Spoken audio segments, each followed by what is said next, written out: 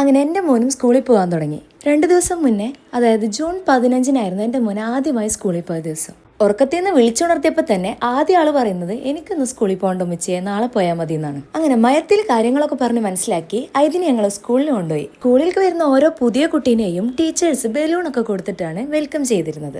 ബോയ്സിന് white and ഗേൾസിന് pink dress ഇടിപ്പിച്ചിട്ട് കൊണ്ടുപോകണം എന്നായിരുന്നു സ്കൂളിന്റെ നിർദ്ദേശം.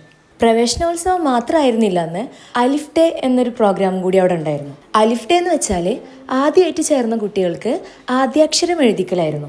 ഐതി പഠിക്കുന്ന സ്കൂളിലെ ഈ വർഷത്തെ ഏറ്റവും ഫസ്റ്റ് അഡ്മിഷൻ എടുത്ത കുട്ടി ഐതി ആയിരുന്നു. അതുകൊണ്ട് ഏറ്റവും ഫസ്റ്റ് എൻ്റെ മോനായിരുന്നു അവിടുത്തെ സ്പെഷ്യൽ ഗസ്റ്റ് കൈപിടിച്ച് ആദ്യം തന്നെ ആദ്യാക്ഷരം എഴുതിച്ചത്. അറബിക്കിലെ ഫസ്റ്റ് ലെറ്ററായ അലിഫ് ആയിരുന്നു എഴുതിയിട്ടുണ്ടായിരുന്നത്. എഴുതൽ കഴിഞ്ഞിട്ട് ആൾ വന്നപ്പോൾ അവൻക്ക് അവിടൊക്കെ നടന്ന് കളിക്കണം. അപ്പോൾ ഞാനും അവൻ്റെ കൂടെ നല്ല ഫോട്ടോസ് എടുക്കാമല്ലോ എന്ന് വിചാരിച്ചിട്ട് പോയി. ഫോട്ടോ എടുക്കാൻ വേണ്ടി നിർത്തിയപ്പോഴോ ഇതാണ് അവസ്ഥ. അങ്ങനെ ഒരു വിധത്തിലാണ് കുറച്ച് ഫോട്ടോസ് എടുത്തത്. കുറച്ച് കഴിഞ്ഞപ്പോൾ ന്യൂ അഡ്മിഷൻ സ്റ്റുഡൻസിനൊക്കെ അവർ സ്റ്റേജിന്മേൽ കയറ്റി പാട്ട് വെച്ച് കൊടുത്തു, ഡാൻസ് കളിക്കാൻ വേണ്ടിയിട്ട്. സ്റ്റേജിന്മേൽ കയറ്റിയപ്പോൾ മുതൽ ഇത് എന്നെ തരുകയായിരുന്നു. എന്നെ കാണാണ്ടായപ്പോൾ ആൾ കരച്ചിൽ തുടങ്ങി. ബാക്കിയുള്ള കുട്ടികളൊക്കെ കളിക്കുമ്പോൾ എൻ്റെ മോൻ ഇത് എൻ്റെ അടുത്ത് വന്ന് നിൽക്കുമായിരുന്നു. ഇത് മാത്രമല്ല, വേറെയും കുറച്ച് കുട്ടികളൊക്കെ ഇതന്നെയായിരുന്നു അവസ്ഥ.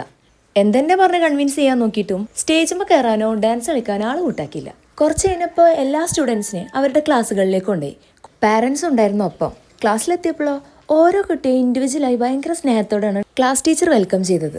ക്ലാസ്സിലെ ബെഞ്ചിൽ മറ്റു കുട്ടികളായിട്ട് ഐതി പോയിരുന്നപ്പോൾ വിഷമോ സന്തോഷമോ അങ്ങനെ മിക്സഡ് ആയിട്ടുള്ള ഒരു ഇമോഷനായിരുന്നു എനിക്ക്.